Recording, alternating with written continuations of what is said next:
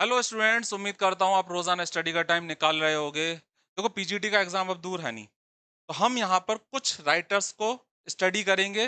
जो भी एमसीक्यू होगा इंपॉर्टेंट होगा, और ये नहीं केवल आंसर, डीपली स्टडी करेंगे, इंपॉर्टेंट चीजें स्टडी करेंगे। एक एक एमसीक्यू आपके लिए बहुत खास होने वाला है।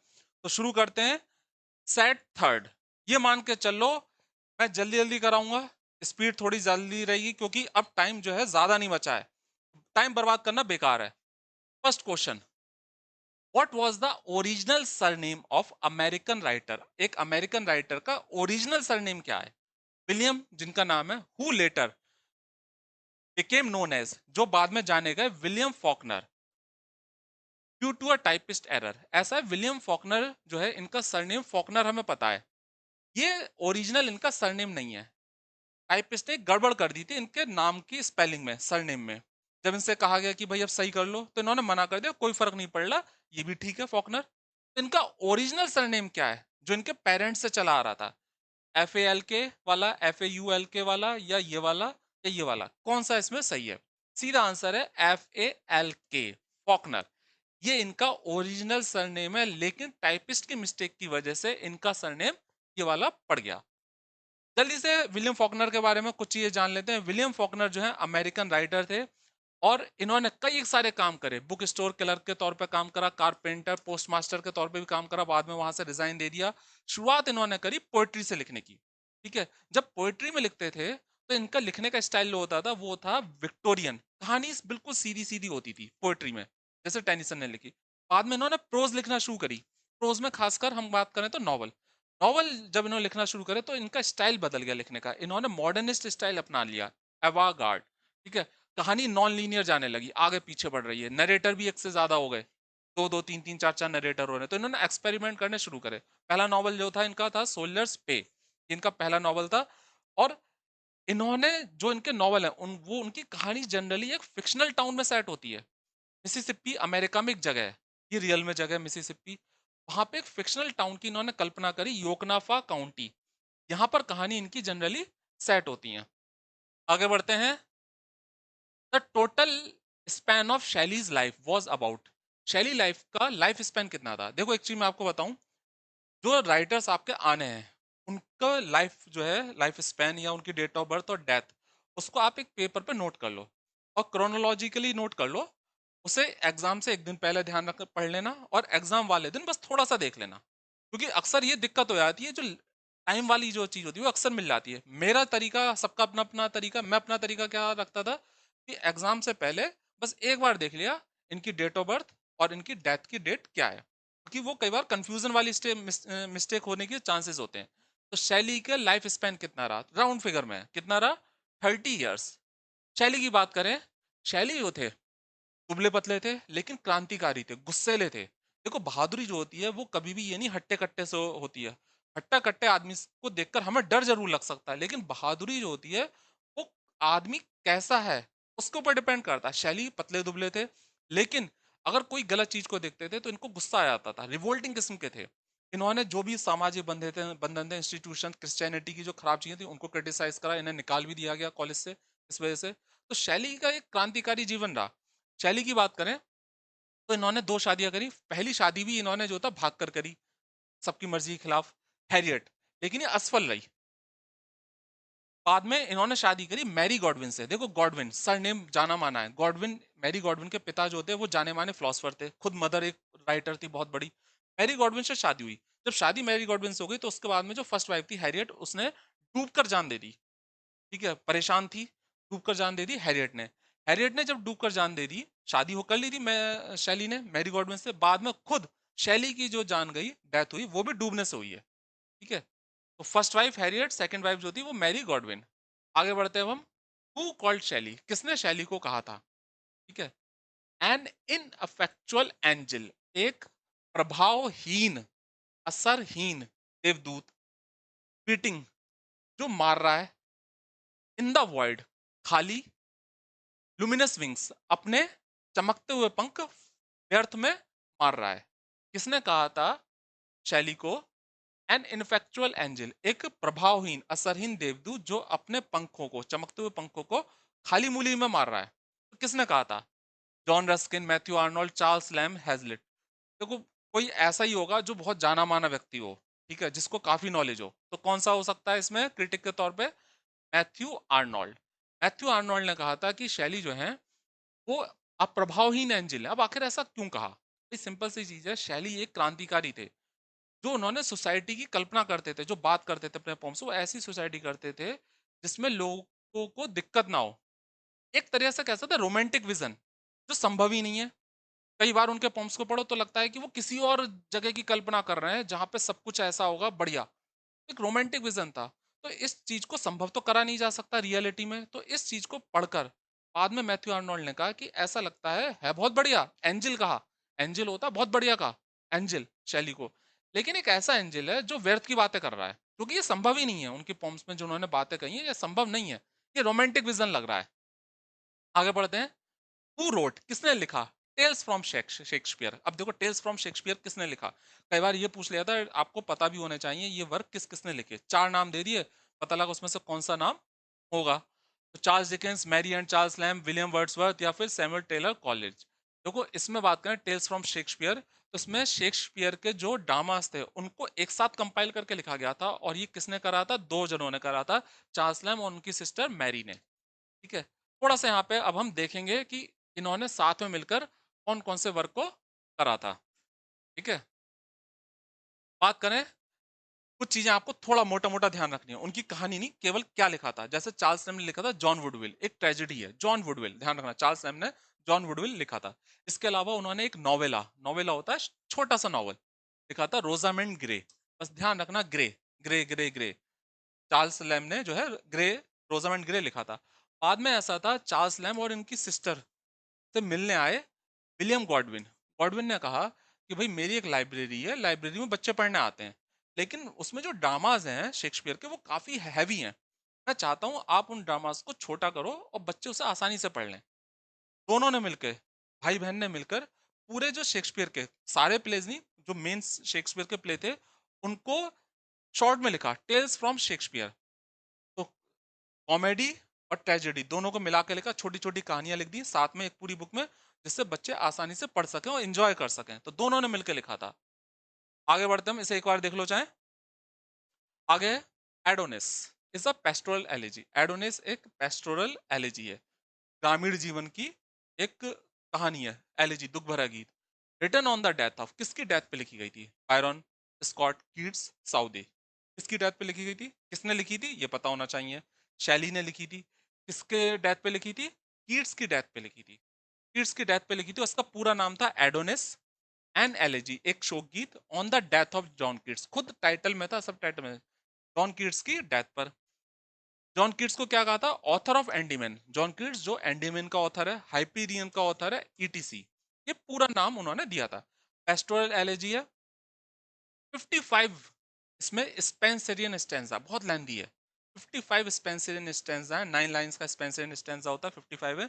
और ये ऐसे ही लिखी है जैसे जॉन मिल्टन ने लिसिडस लिखी थी। लिसिडस भी जो पेस्टोरल एलेजी है सेम इसी तरह से इन्होंने इसे लिखा था।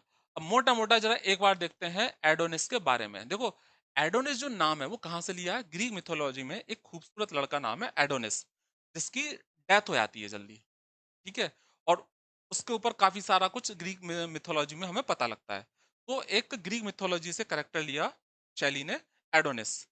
और यहाँ पर कीट्स को एडोनिस मान के जो है बात कर रहे हैं कि कीट्स की डेथ हो गई है, वो एडोनिस है। और कैसे स्टार्ट करते हैं?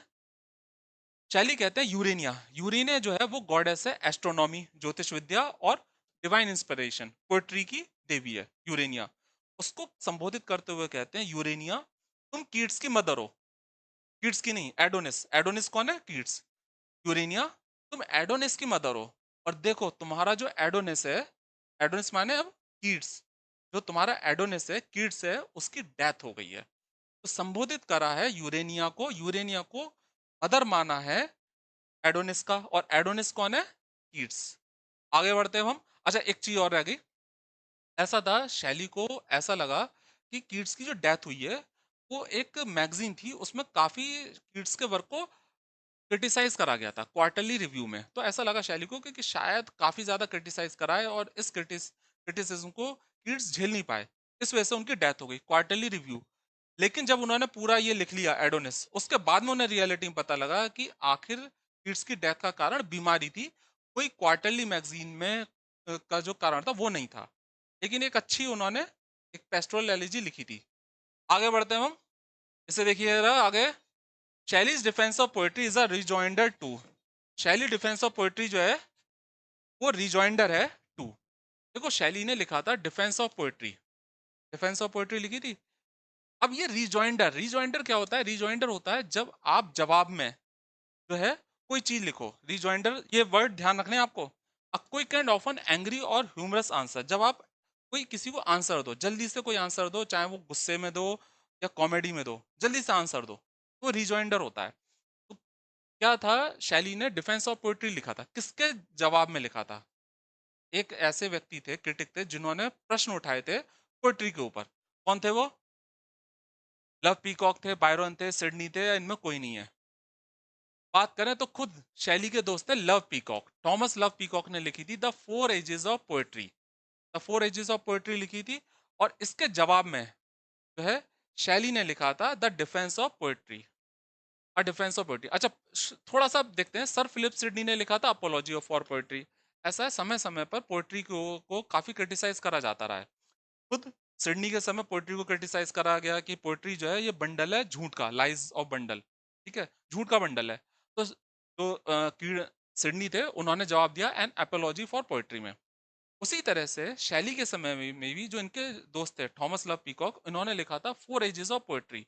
इसमें पोएट्री को चार एजेस में डिवाइड करा था, और कहा था कि अब जो टाइम है वो पोएट्री का नहीं है, ये साइंस का टाइम है, नई नई इन्वेंशन हो रही है, नई नई थ्योरीज दी जा रही हैं। ऐसे समय में हमें पोएट्री पढ़ने की जरूरत क्या है? बकवास चीज है ये, टाइम वेस्टेज है। तो इसके जवाब में शैली ने लिखा था a defence of poetry, poetry को डिफेंड करा था। यहाँ पे एक बहुत इंपॉर्टेंट डेफिनेशन दी थी शैली ने, जो पूछी गई है।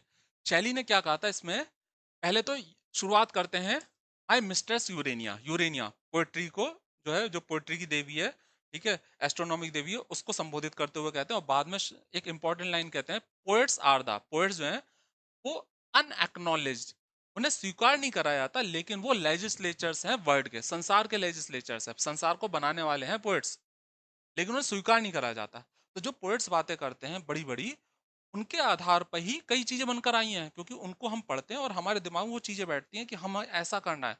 तो they are the unacknowledged legislators of mankind word, वो मैनकाइंड के अनएक्नॉलेज्ड लेजिस्लेचर्स हैं, कानून बनाने वाले हैं। और एक चीज और उन्होंने कही कि जो पोएट्स होते हैं वो लेजिस्लेचर भी हैं और प्रॉफिट भी हैं, वो कानून बनाने वाले भी हैं और प्रॉफिट हैं, जो बहुत बड़ी बड़ी बातें करते हैं, जिनके आधार पे हम किसी चीज को कल्पना कर सकते हैं कि ये ऐसे चीज हो सकती है। तो इन्होंने एक डेफिनेशन दी थी, इसको जरूर आप ध्यान रखना, poets are the unacknowledged legislatures of the world या ऑफ द मैनकाइंड, इसको ध्यान रखना है। आगे बढ़ते हैं हम। नेक्स्ट है Shelley's death was caused by, ये तो अभी बताया। शैली की डेथ किस वजह से हुई थी?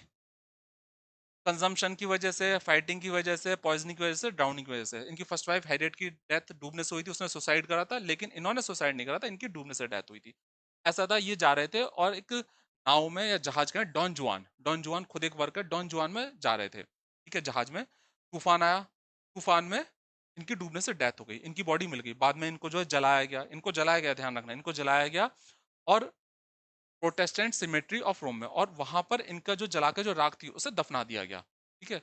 जहाँ पे दफनाया गया, क्योंकि जलाया भी जाता है जनरली कई जगह वहां पे जो बाहर के देशों में, और उनकी राख को दफनाया गया, उस जगह लिखा कॉरकॉर्डियम, हार्ट ऑफ हार्ट्स, एपिटाफ के तौर पे, जैसे कुछ लाइंस लिखी जाती हैं लैटिन में, एक छोटा सा फ्रेज लिखी कॉरकॉर्डियम, हार्ट ऑफ हार्ट्स। और टेम्पेस्ट, शेक्सपियर का जो टेम्पेस्ट है उसकी कुछ लाइंस लिखी, इनके कह सकते हैं एपिटाफ के तौर पे, कुछ लाइंस इनकी कब्र के आसपास लिखी। नथिंग ऑफ हिम, कुछ भी ऐसा नहीं है दैट डॉथ फेड, जो धूमिल कर दे, कुछ भी ऐसा नहीं है जो उसे धूमिल कर दे, but doth suffer a sea change, लेकिन बहुत बड़ा बदलाव हुआ है, बहुत बड़ा चेंज आ गया, इनटू समथिंग, किसी चीज में खास और विचित्र। तो ये लाइंस जो है ये टेम्पेस्ट से ली गई हैं, और ये शैली के जो कब्र है उसके पास जो है लिखी हुई है, ठीक है। आगे बढ़ते हैं अब हम। एर्थ, हु कंपाइल्ड, किसने कंपाइल करा था specimens of English dramatic poets who lived about the time of Shakespeare, dramatic poets जो शेक्सपियर के टाइम पे रहते थे, किसने कंपाइल करा था? तो कौन थे? William Hazlett, Charles lamb, Ben Jonson, Samuel Johnson. देखो पहले कौन सा आया था? मैरी और चार्ल्स। ये किसने करा था? ये करा था चार्ल्स लैम्ब ने। ठीक है, ध्यान रखना है। अगर हम बात करें तो मैरी और चार्ल्स लैम्ब ने मिलकर क्या क्या लिखा था पहले देखते हैं। एक तो टेल्स फ्रॉम शेक्सपियर, ये अभी बताया था, जो उन्होंने लाइब्रेरी के लिए लिखी थी कि बच्चे जो आते हैं वो उनके जो ड्रामाज है शेक्सपियर के बड़े बड़े, उन्हें शॉर्ट में पढ़ लें, एक साथ कंपाइल कर दिया था छोटा करके। साथ में और क्या लिखा था? The king and queen of hearts, the adventures of Ulysses, एक बच्चों के लिए कहानी कर दी इसे, बहुत आसान सी कि बच्चे एंजॉय करें। ठीक है। मिसेस लीजेस्टर स्कूल, ये स्टोरीज की कहानी है। ठीक है, पूरी कहानी है ये, जो है ये भी इन्होंने साथ में लिखी थी। बाद में खुद चार्ल्स लैम्ब ने लिखा था। चार्ल्स लैम्ब ने ही लिखा है, specimen of English dramatic poets who lived about the time of Shakespeare, ये चार्ल्स लैम्ब ने ही लिखा था। ठीक है, तो ये कुछ खास वर्क्स हैं जो आपको देखने हैं। ठीक है, कहानी इंपॉर्टेंट नहीं है, बस देखने हैं। आगे बढ़ते हैं। इन विच मैगजीन वर, कौन सी मैगजीन में द लास्ट एसेज ऑफ इलिया, इलिया किसका सूडोनेम है? चार्ल्स लैम्ब का। By Charles lamb originally publish, जो लास्ट एसेज ऑफ इलिया था वो किस में पब्लिश हुआ था? स्पेक्टेटर में, इडनबर्ग रिव्यू में, लंदन मैगजीन में, या फिर द जेंटलमैन्स मैगजीन में? किसमें हुआ था? समझ गए होगे? लंदन मैगजीन में। अब थोड़ा सा इंपॉर्टेंट इंपॉर्टेंट इसमें देखते हैं। देखो दो कलेक्शन इंपॉर्टेंट है, आप कुछ ध्यान रखो ना रखो, दो कलेक्शन ध्यान रखने हैं चार्ल्स लैम्ब के। एक एसेज ऑफ इलिया, ये पब्लिश हुआ था 1823 में। ठीक है, और बाद में जो था इसमें पुराने एसेज भी कंपाइल थे। The last essays of Elia ये लास्ट था, ये 1833 में पब्लिश हुआ था। 23 1833, कितना आसान है। 23 1833, ये एसेज ऑफ इलिया, ये the last essays of Elia publish हुआ था लंदन मैगजीन में। ठीक है, लंदन मैगजीन में पब्लिश हुआ था, ये आपको ध्यान रखना है। ठीक है, आगे बढ़ते हैं हम।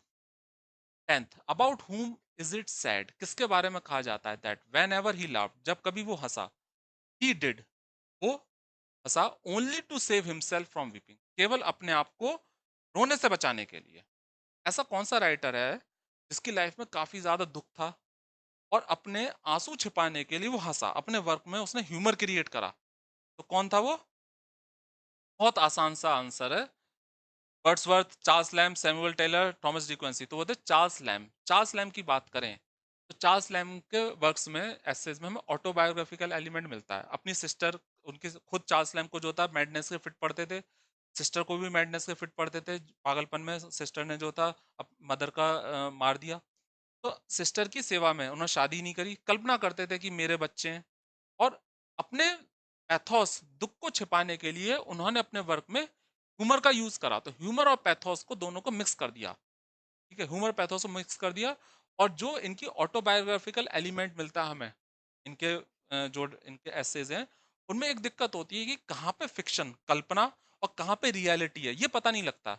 अपनी बात कर रहे हैं और उस अपनी बात करते करते अचानक उसमें फिक्शन जोड़ देते थे, कल्पना जोड़ देते थे। ठीक है, तो कई बार कंफ्यूजन हो जाता था कि भाई ये रियल में हुआ था, तो ये, और करा क्यों उन्होंने? ह्यूमर क्रिएट करने के लिए। ठीक है, आगे बढ़ते हैं। इनके बारे में कहा जाता है only to save himself from weeping, अपने आप को वीपिंग से बचाने के लिए इन्होंने जो है ह्यूमर का यूज करा अपने वर्क में। नेक्स्ट है, which poem did Robert Frost recite from memory, कौन सी पोम को रॉबर्ट फ्रॉस्ट ने रिसाइट, बोला, at John Kennedy's presidential inauguration 1961। देखो अमेरिका के प्रेसिडेंट बने थे कैनेडी, जिनकी हत्या कर दी गई थी। ठीक है, कैनेडी, जब कैनेडी को उनको शपथ दिलाई गई थी तो इन्हें इनवाइट करा गया रॉबर्ट फ्रॉस्ट को, और रॉबर्ट फ्रॉस्ट से कहा गया था कि आपको एक पॉम जो है वो वहां पे बोलनी है। सब लोग इकट्ठा होते हैं, बाइबल की भी कुछ पंक्तियां बोली जाती हैं, तो रॉबर्ट फ्रॉस्ट को इनवाइट करा गया था। कौन सी उन्होंने पॉम बोली थी? कौन सी थी वो? स्टॉपिंग बाय वुड्स थी, मेंडिंग वॉल थी, द गिफ्ट ऑफ आउटराइट थी, या डेडिकेशन? देखो यहाँ पे क्या था, सोचकर वो गए थे कि मुझे ये बोलनी है, लेकिन वो किसी वजह से बोल नहीं पाए, इन्होंने बोली थी द गिफ्ट आउटराइट। ठीक है, थोड़ा सा मोटा मोटा देखते हैं। देखो रॉबर्ट फ्रॉस्ट की बात करें तो रॉबर्ट फ्रॉस्ट अमेरिका के पोएट थे, उस समय इंग्लैंड में रहे, वहां पर उन्होंने 2 वॉल्यूम पब्लिश करे, और इनको पोएट लॉरेट बनाया गया था वर्मेंट। वर्मेंट अमेरिका में जगह है, छोटी सी जगह है, वहां का पोएट लॉरेट बना दिया गया, इतना इंपॉर्टेंट नहीं है अब ये। अब जॉन ऑफ कैनेडी जब प्रेसिडेंट बने तो इन्होंने, इनको बुलाया गया कि आपको एक पोम जो है वो बोलनी है। इन्होंने सोच रखा था कि मैं डेडिकेशन बोलूंगा। ठीक है, एक पन्ने पे लिखी हुई थी डेडिकेशन। शाम का समय था, कुछ लाइट की दिक्कत हो गई वहां पे। अब रॉबर्ट फ्रॉस्ट बूढ़े थे भाई, इन्हें जो था पढ़ नहीं पाए सही से, तो इन्हें एक दूसरी पॉम याद थी, द गिफ्ट आउटराइट, ये पूरी पॉम याद थी। इसमें अमेरिका की तारीफ है कि अमेरिका ऐसा है वैसा है। द गिफ्ट आउटराइट को इन्होंने पढ़ के सुनाया, सब लोग वहां पे थे, प्रेसिडेंट भी थे, सबके सामने इन्होंने पढ़ के सुनाया। 88 की एज में इनकी डेथ हुई, अभी इसमें हम नहीं जाएंगे। इनके जो एपिटाफ है, ठीक है, वो उस पे लिखा हुआ है, वो का जो एपिटाफ है जो इनकी कब्र पे है वो लिखा हुआ है, I had a lover squirrel, मेरा जो है प्रेमी वाला झगड़ा रहा है संसार से। रॉबर्ट फ्रॉस्ट के एपिटाफ जो है वो I had a lover squirrel with the word, ठीक है, और ये इन्हीं की पॉम से लिया गया है, ध्यान रखिएगा। आगे बढ़ते हैं अब हम। 12th, which of the following poems by Robert Frost, Robert Frost की जो कौन सी पॉम है इंस्पायर्ड, प्रेरित करा जवाहरलाल नेहरू को, and was reportedly kept by his bed side, ऐसी कौन सी पॉम थी रॉबर्ट फ्रॉस्ट की जो बहुत ज्यादा प्रभावित करती थी जवाहरलाल नेहरू को, और खासकर जो लास्ट स्टेंजा था तो वो कौन सी थी? फायर एंड आइस थी, स्टॉपिंग बाय वुड्स थी, द रोड नॉट टेकन थी, या मेंडिंग वॉल थी? कौन सी थी? ये थी स्टॉपिंग, एक मिनट रुकिएगा,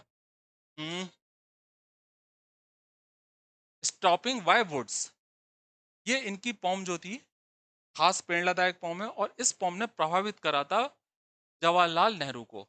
स्टॉपिंग बाय वुड्स, जंगल में रुकना, ऑन अ स्नोई इवनिंग, शाम के समय जब बर्फ पड़ रही थी, ये इसका पूरा नाम था। और इसके बारे में कहा था my best bid for remembrance, मेरा एक सबसे अच्छा प्रयास है, इसके बारे में कहा था। तो इस पॉम की कुछ खास लाइनें देखते हैं यहाँ पे, क्या है कहानी जो है इस पॉम की शॉर्ट में, कि जो स्पीकर है, स्पीकर हम मान सकते हैं रॉबर्ट फ्रॉस्ट है, वो अपने घोड़े से कहीं जा रहे हैं, शाम का समय हो गया, बर्फ पड़ रही है, और अचानक वो रुक जाते हैं। अब इन्हें जो है कुछ आराम करना है, क्योंकि चलते चलते बहुत समय हो गया, घोड़ा भी समझ नहीं रहा कि कोई जगह तो है नहीं आसपास, कोई मकान नहीं दिखाई दे रहा, तो क्यों रुके हुए हैं। तो रॉबर्ट फ्रॉस्ट सोच रहे हैं कि मुझे अभी चलना है, रुकना नहीं, आराम नहीं करना, मैंने बहुत सारे, मैंने जो है अभी वादे निभाने हैं, मुझे वो पूरे करने हैं, तो मुझे अभी बहुत चलना है। लास्ट का स्टैंजा जो था वो खासकर जवाहरलाल नेहरू को प्रभावित करता था। तो हुज वुड्स दीज आर, यहाँ पे स्पीकर बोलता है किसके जंगल ये हैं, आई थिंक, मैं सोचता हूँ, आई नो, मैं जानता हूँ, किसके जंगल ये हैं। अब यहाँ पे लाइंस छोड़ी हुई हैं, he will not see me stopping here, वो जो आदमी है जिसका भी ये होगा जंगल वंगल, जो बाग वाग है, उसने मुझे यहाँ पे रुके हुए नहीं देखा। माई लिटिल हॉर्स, मेरा जो छोटा सा घोड़ा है, इस पे मैं बैठकर जा रहा हूँ, मस्ट थिंक इट क्वीर, वो जरूर सोच रहा होगा कि ये अजीब सी चीज है कि मैं रुक क्यों गया, टू स्टॉप, मैं रुका क्यों, विदाउट अ फार्म हाउस, कोई फार्म हाउस नहीं है, कोई घर नहीं है, तो मैं क्यों रुक गया, मेरा खुद का जो घोड़ा है जिसमें मैं सवारी कर रहा हूँ, वो खुद चौंक रहा होगा, खुद उसे अजीब लग रहा होगा, आखिर में रुक क्यों गया। My little horse must think it queer, मेरा छोटा घोड़ा भी जो है वो इसे अजीब, क्वीर, अजीब सोच रहा होगा कि आखिर में रुक क्यों गया, कोई फार्म हाउस तो है नहीं। अब यहाँ पे लाइंस छोड़ी हुई है, ही यहाँ पे घोड़ा है, he gives his harness bells a shake, घोड़े के सजावट के लिए कानों के पास में कुछ लटका देते हैं, ठीक है, तो हार्नेस है वही चीजें, घोड़े ने जो है शेक, जो है अपनी जो हार्नेस थी, जो चीजें थी घोड़े के ऊपर, वो हिलाई जानने के लिए। ही गिव्स, ही कौन है, घोड़ा, घोड़े ने अपनी हार्नेस को शेक करा, अपनी हार्नेस को हिलाया, टू आस्क, पूछने के लिए, घोड़े ने अपनी हार्नेस को हिलाया पूछने के लिए, if there is some mistake, कोई मिस्टेक तो नहीं हो गई कि मैं रुका क्यों हूं। तो खुद घोड़ा पूछना चाहता है आखिर मैं रुका क्यों हूं? कोई घर तो है नहीं, तो रुका क्यों? तो यहाँ पे जो लास्ट की लाइंस थी, जो खास हैं सबसे ज्यादा, द वुड्स आर लवली, जो जंगल है वो बड़ा प्यारा है, डार्क, अंधकार में, और डीप, और काफी बड़ा है, but I have promise to keep, लेकिन मुझे कई एक सारे वादे हैं निभाने हैं, एंड माइल्स टू गो, कई माइल्स मुझे जाना है, बिफोर आई स्लीप, आराम करने से पहले, सोने से पहले मुझे कई माइल्स जाना है, and miles to go before I sleep, और कई माइल्स मुझे जाना है सोने से पहले, तो मुझे कई जो है वादे निभाने हैं। ये लाइंस बहुत ज्यादा प्रेरणादायक है, जिनने जवाहरलाल नेहरू को बहुत प्रभावित करा था। आगे बढ़ते हैं अब हम। 13, विच of the following statement is incorrect, कौन सा इसमें स्टेटमेंट इनकरेक्ट है रिगार्डिंग विलियम फॉकनर, कौन सा इनकरेक्ट है? पहला, वॉन द 1949 नोबेल प्राइज, बिल्कुल सही है, 1949 में नोबेल प्राइज मिला। पुलिट्जर प्राइज रिवियर्स के लिए मिला, ये भी सही है। साइंस फिक्शन राइटर थे, साइंस फिक्शन राइटर नहीं थे। पुलिट्जर प्राइज फेबल के लिए भी मिला था, ये भी सही है। तो इसमें नॉट वाला है, तो नॉट वाला इसमें कौन सा आंसर है? ये साइंस फिक्शन राइटर नहीं थे, इन्होंने साइंस के ऊपर नहीं लिखा था। विलियम फॉकनर का थोड़ा सा एक बार देख लेते हैं।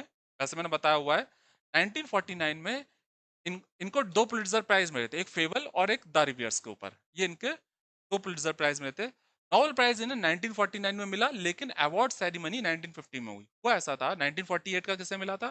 टी एस एलियट को। 1949 में डिसाइड नहीं हो पा रहा था किसे दें, क्योंकि कोई लायक ही नहीं मिल रहा था कि किसे दें, कोई ऐसा राइटर ही नहीं मिल रहा। एंड टाइम पर डिसाइड हुआ विलियम फॉकनर को देते हैं। जब ये डिसाइड हुआ तब तक वो सेरेमनी खत्म हो चुकी थी। तो अगले साल का इंतजार करा गया, 1950 में फिर दिया गया। तो 1949 में बिल्कुल लास्ट में अनाउंस हुआ, 1950 में इन्हें दिया गया Nobel prize 14। Who wrote the novel, किसने लिखा था? The sound and the fury. The sound and the fury, कोई लाइन ध्यान आई शेक्सपियर के वर्क की? किसने लिखा था? Ernest Hemingway, F Scott Fitzgerald, William Faulkner या जॉन स्टाइनबेक? किसने लिखा था the sound and the fury? लिखा था विलियम फॉकनर ने। मोटा मोटा देखते हैं the sound and the fury. देखो ये लाइन जो है ये सॉलिलॉकी और ये मैकबेथ की स्पीच से ली गई है। मैकबेथ ने ये सॉलिलॉकी के तौर पे ये लाइन बोली थी, the sound and the fury, आवाज और गुस्सा। ठीक है, ये कहानी है कॉम्पसन फैमिली की। कॉम्पसन फैमिली जो काफी पैसे वाली है, अरिस्टोक्रेटिक फैमिली है, उसका डाउनफॉल, उसका जो है डाउनफॉल को दिखाती है कि कैसे उसका जो है डाउनफॉल होता है। इतना प्रभावशाली परिवार था, वो कैसे बेकार बिल्कुल खत्म हो जाता है। इसमें कहानी जो है वो बिल्कुल अलग तरीके से सुनाई है, नॉन लीनियर है, पता ही नहीं लग रहा कहाँ से कहानी बीच में कटे आती है फिर जुड़े आती है। 4 नरेटर हैं। तो कॉम्पसन फैमिली का परिवार की कहानी है the sound and the fury, और जो नाम लिया गया है वो मैकबेथ से लिया गया है। ठीक है, आगे बढ़ते हुए हम जो मेन है वही चीजें देखेंगे। 15th, who wrote the forward, किसने फॉरवर्ड लिखा था? फॉरवर्ड है जो शुरुआत में लिखा जाता है। नॉवल अनटचेबल बाय मुल्कराज आनंद। मुल्कराज आनंद ने अपना पहला जो है लिखा था नॉवल अनटचेबल। इसका फॉरवर्ड शुरुआत में किसने लिखा था? जैसे होता है ना कि ये राइटर ने बड़ा अच्छा लिखा है मुल्कराज आनंद ने, और मैं मुझे ये वर्क अच्छा लगा, तो किसने फॉरवर्ड लिखा था? George Orwell, Rabindranath Tagore, E M Forster या आर के नारायण? ठीक है, अगर हम बात करें, मुल्कराज आनंद के दो जानने वाले थे, जॉर्ज ऑरवेल और ई एम फॉस्टर। किसने लिखा था ये फॉरवर्ड? ये लिखा था ई एम फॉस्टर ने। ई एम फॉस्टर ने लिखा था। और ये फॉरवर्ड जो लिखा था ये बाद के एडिशन में लिखा था, शुरुआत में नहीं था, बाद के एडिशन में हमें ये फॉरवर्ड मिलता है। थोड़ा सा देखते हैं अनटचेबल को। पहला नॉवल था, 1935 में पब्लिश हुआ था, और इसकी कहानी सेट है बुलाशाह, एक काल्पनिक जगह, हिमालय, जो हिमालय रेंज है उसके यहाँ पर एक काल्पनिक टाउन माना इन्होंने बुलाशाह, वहां पे कहानी सेट है। और ये कहानी है पक्का की, जो 18 साल का है। और 1933 में ये कहानी शुरू होती है, एक दिन की कहानी है, बल्कि कहें तो 12 घंटे की। सुबह बिल्कुल शुरू होती है, बिल्कुल सुबह सुबह सूरज निकलने से पहले। ठीक है, और शाम दिन ढलने तक खत्म हो जाती है। तो एक दिन की कहानी है बक्खा की। ठीक है, 18 साल का लड़का है, इसके फादर का नाम है लखा, अब कोई इंपॉर्टेंट नहीं है, ये स्वीपर है। तो अनटचेबिलिटी को दिखाया है कि जो छुआछूत है वो कैसी बीमारी है, एक आदमी को एक किस तरह से झेलना पड़ता है। ठीक है, तो उस समय समाज की गंदगी को, समाज के जो लोगों की जो दिमाग की गंदगी थी उसको दिखाया हुआ है इसमें, कि इंसान जो है वो कुत्ते को ज्यादा अच्छे तरह से ट्रीट कर रहा है, लेकिन एक दूसरे व्यक्ति को, अपने जो एक तरह से कह सकते हैं भाई है, उसको बुरा मान रहा है। क्यों? क्योंकि वो दूसरी कास्ट का है। तो उस समय के समाज को झकझोरा था। यहाँ पे जो बक्खा है, जो स्वीपर है, सबसे लोएस्ट क्लास है हिंदू धर्म की, उसके को दिखाया है कि उसका शोषण कैसे होता है, पूरे दिन को दिखाया। और लास्ट में आते आते उसको एक उम्मीद की किरण दिखाई देती है। पूरा दिन बेचारा पिट भी आता है, सब कुछ होता है, गालियां भी खाता है, और लास्ट में उसे उम्मीद की किरण दिखाई देती है महात्मा गांधी से। जो बक्खा है वो टॉमीज, ब्रिटिशर्स को टॉमीज कहा जाता था, टॉमीज से बहुत प्रभावित है। उनको उनके टाई कोट वगैरह बहुत प्रभावित करते हैं, जैसे वो सिगार पीते हैं, उनका लाइफ स्टाइल को अपनाना चाहता है, उनसे वो बहुत ज्यादा प्रभावित है। और उनको कॉपी करने की कोशिश भी करता है। ये लैट्रिन साफ करने आता है, सुबह सुबह लेट पहुंचता है। तो जो हॉकी प्लेयर होते हैं, चरत सिंह, हवलदार चरत सिंह आर्मी में है, वो थोड़ा सा डांटते हैं, बोले जल्दी आया कर, सही से साफ कर। अच्छे तरह से साफ करता है बक्खा, खुश हो जाता है, और प्रॉमिस करते हैं चरत सिंह कि मैं तुम्हें हॉकी दूंगा। ठीक है, अब जो बक्खा है वो अपना आगे आता है, और यहाँ पर अब हमें पता लगता है सोहिनी, सोहिनी जो है वो बक्खा की सिस्टर है, खूबसूरत है। अब वो पानी भरने जाती है वहां पे। पंडित कालीनाथ जो विलन है, पंडित कालीनाथ जो है, ये छुआछूत में बहुत विश्वास करते थे। ठीक है, इन्हें कॉन्स्टिपेशन की शिकायत थी, कब्ज की, तो ये सोचते हैं चलो पानी में निकाल कर दे दूं, शायद कुछ राहत मिल जाएगी। इनकी नीयत खराब हो जाती है, ये कहते हैं सोहिनी से मंदिर में आकर सफाई कर देना। तो सोहिनी सफाई कर रही होती, मैं जल्दी जल्दी बतला रहा हूँ ताकि आपका टाइम वेस्ट ना हो। जब सोहिनी सफाई कर रही होती है तो पंडित कालीनाथ मोलेस्ट करने की कोशिश करते हैं, सोहिनी जो होती है वो चिल्लाती है। अब पंडित कालीनाथ को लगता है कि मेरा भंडा फोड़ ना हो जाए, तो पंडित कालीनाथ जो होते हैं वो बाहर चिल्लाते हुए आते हैं, पॉल्यूटेड पॉल्यूटेड, अब इंग्लिश में ट्रांसलेटेड कर दिया, दूषित कर दिया, दूषित कर दिया, पॉल्यूटेड पॉल्यूटेड, की एक जो स्वीपर लड़की है उसने मुझे छूकर दूषित कर दिया। अब बक्खा जो है भाई, वो भी वहां पे बाई चांस होता है, कोहिनी बक्खा को बता दिया। बक्खा क्या कर सकता है? कुछ नहीं बेचारा, क्योंकि वो करेगा क्या, अपर कास्ट का आदमी है बेचारा, यही पिट जाएगा। पक्का के साथ में एक वैसी इंसिडेंट खराब हो गया था, एक अपर कास्ट के आदमी से वो टच हो गया था, उसने इसके झापड़ मार दिया, तो पूरा दिन खराब जा रहा था। बहरहाल पक्का अपनी सिस्टर को, सोहिनी को समझा बुझा के घर लाता है। बाद में चरस सिंह मिलते हैं जो हॉकी प्लेयर थे, वो इसे हॉकी स्टिक देते हैं। अब थोड़ा सा अच्छा लगता है इसे, और अपने दोस्तों के साथ में बक्का हॉकी खेलने आता है। वहां पे दो टीमों के बीच में जब हॉकी मैच होता है, लड़ाई झगड़ा हो जाता है, इसमें एक बच्चे का सर फूट जाता है, बक्का के ऊपर इल्जाम आता है। बक्का कहता है आज पूरा दिन ही बेकार गया। बक्का वहां से जा रहा होता है, तभी इसकी मुलाकात होती है कर्नल हचिंसन, जो इवांजलिस्ट हैं, कन्वर्जन करना चाहते हैं। अब कर्नल हचिंसन जो होते हैं अच्छे तरह से बात करते हैं कि जीसस क्राइस्ट किसी में भेदभाव नहीं करते, और अगर तुम यीशु मसीह की शरण में आओगे तो सब कुछ अच्छा होगा। इसे लगता है वाकई में मेरी सारी समस्याओं का निदान हो जाएगा।